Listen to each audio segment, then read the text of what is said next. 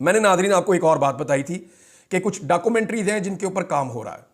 एक डॉक्यूमेंट्री आई है, आप सबको वो देखनी चाहिए।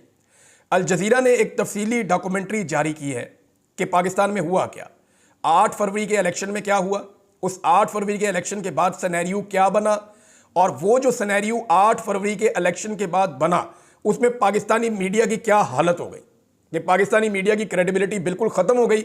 ये भी उनकी डॉक्यूमेंट्री का हिस्सा है। फिर उन्होंने बताया कि पाकिस्तानी मीडिया की जगह सोशल मीडिया ने ले ली और उन्होंने सर्वाइव किया और उन्होंने अपनी क्रेडिबिलिटी पैदा की, और सोशल मीडिया के ऊपर अब मुकम्मल क्रैकडाउन और तैयारियां की जा रही हैं उनको पकड़ने की। फिर उन्होंने बताया कि एक्चुअली 24 नवंबर से लेकर 27 और 28 नवंबर की दरमियानी शब तक इस्लामाबाद में क्या हुआ और लॉन्ग मार्च वालों के साथ क्या हुआ, वो उन्होंने पूरा रिपोर्ट किया। एक तफसीली डॉक्यूमेंट्री अल जज़ीरा ने बनाई है, बड़ी इंपैक्टफुल डॉक्यूमेंट्री है। इस डॉक्यूमेंट्री को आप जरूर देखें। देखें, आलमी मीडिया इसके ऊपर काम कर रहा है, लोकल मीडिया के ऊपर बहुत दबाव है। किसी तरह 26 नवंबर को डाउन करो, खत्म करो। डी चौक में कोई सानिया नहीं हुआ, लाशों की बात करना बंद कर दो। और इसमें मैं आपको यह बताता हूं कि पाकिस्तान तहरीके इंसाफ की लीडरशिप इन्वॉल्व है।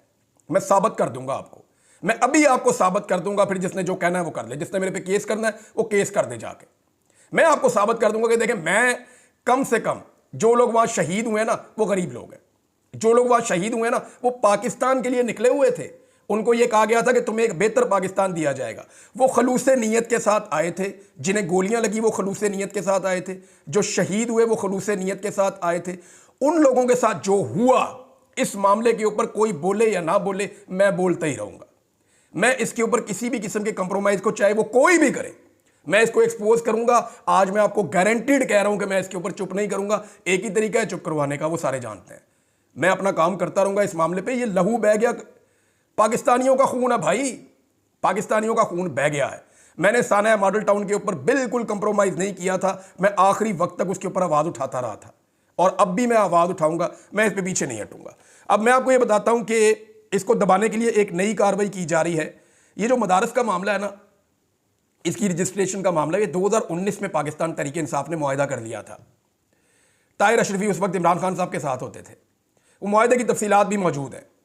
उसके मुताबिक जनाब मदारस का जो है पूरा एक फंड होगा, मदारस को रजिस्टर किया जाएगा, हुकूमत की निगरानी होगी, बहुत सारी फैसिलिटीज दी जाएंगी। ये सारा इमरान खान साहब ने तय कर लिया था ताकि मदारस के ऊपर जो एलिगेशन लगते हैं या मदारस के अंदर जो एक्टिविटीज हैं वो हुकूमत के साथ जुड़े। अब हुआ यह है कि मौजूदा हुकूमत ने इसको नॉन इशू को इशू बनाया। और क्यों बनाया मैं आपको बताता हूं। मौजूदा हुकूमत का मंसूबा यह है कि एक और लॉन्ग मार्च इस्लामाबाद आना चाहिए ताकि जो पिछला लॉन्ग मार्च है उसके ऊपर गर्द बैठ जाए। पिछले लॉन्ग मार्च को लोग डिस्कस करना छोड़ दें, अगले लॉन्ग मार्च को डिस्कस करें। जानबूझकर एक लॉन्ग मार्च को इस्लामाबाद में दावत दी जा रही है और उलमा इकराम को, फजल रहमान साहब को, दीगर मदारिस के लोगों को कहा जा रहा है कि इस्लामाबाद पहुंचे। हल्की फुल्की मौसीकी वहां पे होगी, लाठी चार्ज, डंडे, आंसू गैस थोड़ा बहुत चलेगा। एक ड्रामा क्रिएट किया जाए ताकि जो 26 नवंबर की रात वहां पे हुआ, जो कत्लेआम हुआ, उसके ऊपर पर्दा डाला जा सके। उसको दबाने के लिए एक नया खेल खेला जा रहा है और इसमें कुछ लोग सहूलतकारी भी कर रहे हैं। फजल रहमान साहब ने हमेशा स्टेटस को की मदद की है। मैं उनकी नीयत पे शक नहीं कर रहा। वो ये चाहते होंगे कि मदारस के मामले में मामला बेहतर हो, लेकिन उनके स्टेटमेंट पहले भी बड़े सख्त थे। लेकिन एंड ऑफ द डे फजल रहमान साहब ने क्या किया? फजल रहमान साहब ने पूरे सिस्टम की सहूलतकारी कर दी। और सहूलतकारी इस तरह हुई कि उस आईनी तरमीम के बाद जो बाकी बचने वाली चीजें थी उन्होंने कानून के जरिए कर ली। और उस कानून को इसलिए रिवर्स नहीं किया जा सकता कि आईनी तरमीम के नतीजे में फजल रहमान साहब ने इस हुकूमत को वो आईनी बेंच दे दिया जिसके अंदर कोई चीज अब चैलेंज नहीं हो सकती। अगर होगी तो हुकूमत के हक में फैसला आएगा, क्योंकि वो बेंच बनाया ही हुकूमत ने खुद अपनी मर्जी का है। लिहाजा ये चीज होगी क्लियर। फजल रहमान साहब ने मुकम्मल सहूलतकारी मौजूदा निजाम को दी थी अपोजिशन में बैठ के। अब दोबारा से वो इस मामले के ऊपर मेरे ख्याल में मट्टी डालने के लिए या पर्दा डालने के लिए वो अपने लोगों को लाएंगे और तवज्जो हटाने की और तवज्जो बटाने की कोशिश करेंगे ताकि डी चौक से तवज्जो हटाई जा सके। नहीं हटेगी। इस पे पाकिस्तानी बात करते रहेंगे। और सवाल एक ही है कि गोली क्यों चलाई। एक ही सवाल है ना, गोली क्यों चलाई? गोली नहीं चलानी चाहिए थी। लगभग 2 हफ्ते होने वाले हैं और ना पाकिस्तान तहरीक इंसाफ ने अब तक अपनी FIR दर्ज करवाने के लिए कोई दरख्वास्त दी, ना ही लापता अफराद के हवाले से हेबियस की पटिशन दायर की। आज तक पाकिस्तान में जो बंदा भी लापता हुआ है ना, सबसे पहले उसके घर वाले जाकर एक पटिशन डालते हैं हाई कोर्ट के अंदर। जिस इलाके से वो अगवा होता है वहां के हाई कोर्ट के अंदर एक पिटीशन जाती है कि हमारा ये बंदा इस जगह पे आया था, ये कर रहा था, लापता हो गया, उठा के जबरी तौर पे गुमशुदा कर दिया गया, हमारा बंदा हमें रिकवर करके दिया जाए। पीटीआई के मुताबिक उनके 150 के करीब बंदे लापता हैं। एक बंदे की भी अभी तक हेबियस की पिटीशन इस्लामाबाद हाई कोर्ट में नहीं गई। इंतजार पंजूथा की गई थी ना,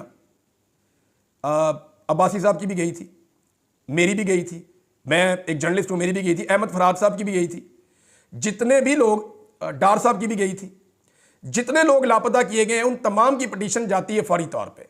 समी इब्राहिम साहब की भी गई थी और ये मकबूल जान साहब की भी गई थी। इसी तरह हमारे जो हैं वो आफ्ताब इकबाल साहब, उनकी भी गई थी। लेकिन यहां पे एक बंदे की भी लापता होने की पिटीशन तकरीबन 2 हफ्ते होने को आ गए हैं, इस्लामाबाद हाई कोर्ट में गई ही नहीं। क्यों नहीं जा रही? ये जानी चाहिए थी ना, नहीं जा रही।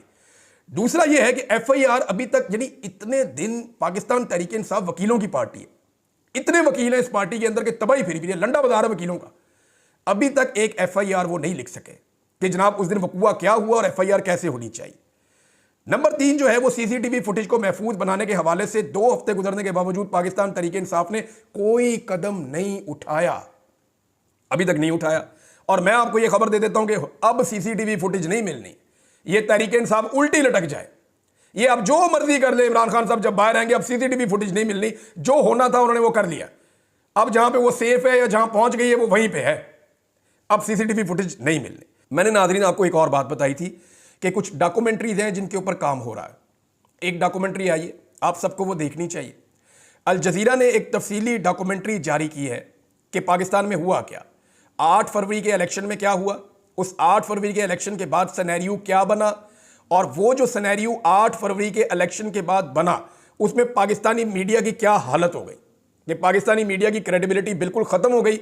ये भी उनकी डॉक्यूमेंट्री का हिस्सा है। फिर उन्होंने बताया कि पाकिस्तानी मीडिया की जगह सोशल मीडिया ने ले ली और उन्होंने सर्वाइव किया और उन्होंने अपनी क्रेडिबिलिटी पैदा की, और सोशल मीडिया के ऊपर अब मुकम्मल क्रैकडाउन और तैयारियां की जा रही हैं उनको पकड़ने की। फिर उन्होंने बताया कि एक्चुअली 24 नवंबर से लेकर 27 और 28 नवंबर की दरमियानी शब तक इस्लामाबाद में क्या हुआ और लॉन्ग मार्च वालों के साथ क्या हुआ, वो उन्होंने पूरा रिपोर्ट किया। एक तफसीली डॉक्यूमेंट्री अल जजीरा ने बनाई है, बड़ी इंपैक्टफुल डॉक्यूमेंट्री है। इस डॉक्यूमेंट्री को आप जरूर देखें। देखें, आलमी मीडिया इसके ऊपर काम कर रहा है, लोकल मीडिया के ऊपर बहुत दबाव है। किसी तरह 26 नवंबर को डाउन करो, खत्म करो। डी चौक में कोई सानिया नहीं हुआ, लाशों की बात करना बंद कर दो। और इसमें मैं आपको यह बताता हूं कि पाकिस्तान तहरीक इंसाफ की लीडरशिप इन्वॉल्व है। मैं साबित कर दूंगा आपको, मैं अभी आपको साबित कर दूंगा। फिर जिसने जो कहना है वो कर ले, जिसने मेरे पे केस करना है वो केस कर दे जाके। मैं आपको साबित कर दूंगा कि देखें, मैं कम से कम जो लोग वहां शहीद हुए ना वो गरीब लोग हैं। जो लोग वहां शहीद हुए ना वो पाकिस्तान के लिए निकले हुए थे। उनको यह कहा गया था कि तुम्हें एक बेहतर पाकिस्तान दिया जाएगा। वो खलूसे नीयत के साथ आए थे, जिन्हें गोलियां लगी वो खलूसे नीयत के साथ आए थे, जो शहीद हुए वो खलूसे नीयत के साथ आए थे। उन लोगों के साथ जो हुआ, इस मामले के ऊपर कोई बोले या ना बोले, मैं बोलता ही रहूंगा।